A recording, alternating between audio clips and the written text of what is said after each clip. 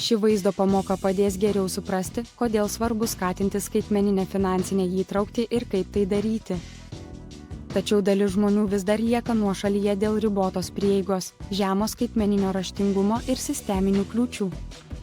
Skatindami skaitmeninę finansinę įtraukti, jūs galite padėti kurti teisingesnę, visiems prieinamą ir įtraukią finansų sistemą. Tobulindami įgūdžių žmonės mažina atotrūkį tarp technologijų ir finansinių paslaugų prieinamumo. Šio įgūdžio dėka gebėsite suprasti, kas trukdo žmonėms naudotis skaitmeninėmis finansinėmis paslaugomis.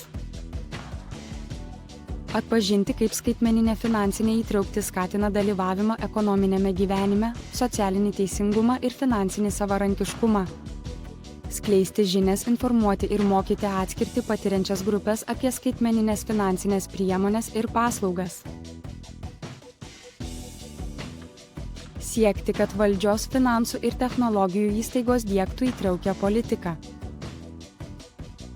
Remti iniciatyvas, kurios gerina skaitmeninės finansinės paslaugas, bendruomeninės programas, mokymus ir prieinamus finansinius produktus. Pirmas žingsnis. Kas trukdo žmonėms naudoti skaitmeninėmis finansinėmis paslaugomis?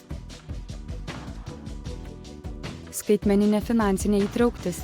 Tai visi žmonės, nepriklausomai nuo jų socialinės padėties, gali naudotis finansinėmis paslaugomis. Kliūtys trukdančios žmonėms naudoti skaitmeninėmis finansinėmis paslaugomis. Banko paslaugų neprieinamumas dėl geografinės atskirties. Pasitikėjimas tik grynaisiais pinigais, nes skaitmeninės paslaugos atrodo rizikingos. Dideli sandorių mokesčiai. Kai kurios paslaugos už pagrindinės operacijas yra per brangios. Finansinio raštingumo stoka. Nemokėjimas saugiai naudotis banko programėlėmis. Sudėtingi terminai. Sudėtinga techninė kalba, trukdanti suprasti, kaip veikia finansinės paslaugos. Technologinės kliūtys. Kai kuriomis technologijomis negali naudotis neįgalieji. Antras žingsnis. Kodėl skaitmeninė finansinė įtrauktis yra svarbi? Prieiga prie skaitmeninių finansinių paslaugų leidžia saugiai siųsti ar gauti pinigus nenaudojant grynųjų. Taupyti pinigus nenumatytiems atvejams, mokslui ar geresnei ateičiai. Gauti paskolas ir kreditus smulkiajam verslui ar asmeniniams poreikiams. Išmokti valdyti pinigus naudojantis paprastais finansiniais įrankiais. Tapti finansiškai nepriklausomais ir priimti savarankiškus sprendimus. Šie aspektai užtikrina dalyvavimą ekonominėje veikloje ir stiprina finansinį savarankiškumą. Trečias žingsnis. Ką galite padaryti, kad daugiau žmonių naudotųsi skaitmeniniais finansiniais įrankiais? Norint kitus pamokyti naudoti skaitmeninėmis finansinėmis paslaugomis, nereikia būti finansininku ar bankininku. Mokydami kitus naudoti skaitmeninėmis finansinėmis paslaugomis, stiprinate bendruomenės finansinį saugumą ir ekonominės galimybės.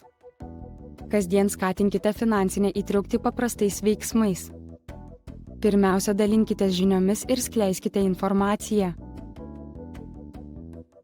Išmokykite šeimos narius ir draugus naudoti skaitmeninėmis piniginėmis bei mobiliuoju banku. Skleiskite informaciją apie nemokamas finansinio raštingumo priemonės, programėlės, svetainės mokymus. Padėkite tiems, kurie nemoka, susikurti saugią internetinės bankininkystės paskyrą. Skatinkite skaitmeninį finansinį švietimą. Rekomenduokite nemokamus finansinio raštingumo kursus internete. Kurkite trumpus vaizdo įrašus ar įrašus socialiniuose tinkluose. Inicijuokite bendruomenės diskusijas apie skaitmeninių finansų saugumą. Padėkite kitiems naudotis skaitmeninėmis finansinėmis paslaugomis. Paaiškinkite, kaip palyginti bankų paslaugas ir išvengti papildomų mokesčių. Rekomenduokite pigias ar nemokamas skaitmeninės bankininkystės paslaugas. Paaiškinkite, kaip atpažinti sukčiavimo atvejus ir saugoti savo pinigus. Skatinkite žmones kreiptis į klientų aptarnavimą, jei kyla klausimų dėl finansinių paslaugų.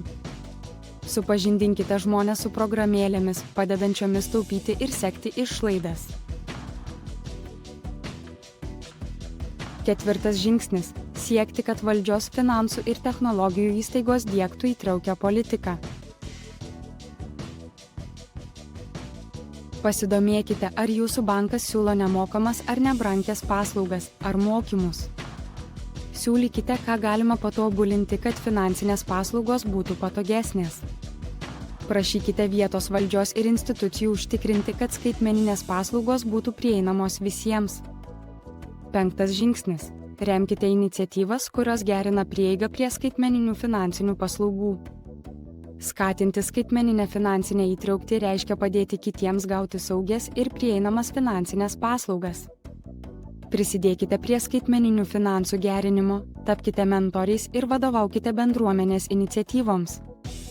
Informaciją apie iniciatyvas skleiskite naudodami socialinius tinklus. Dalindamiesi žiniomis, remdami finansinį švietimą ir rekomenduodami patikimus įrankius.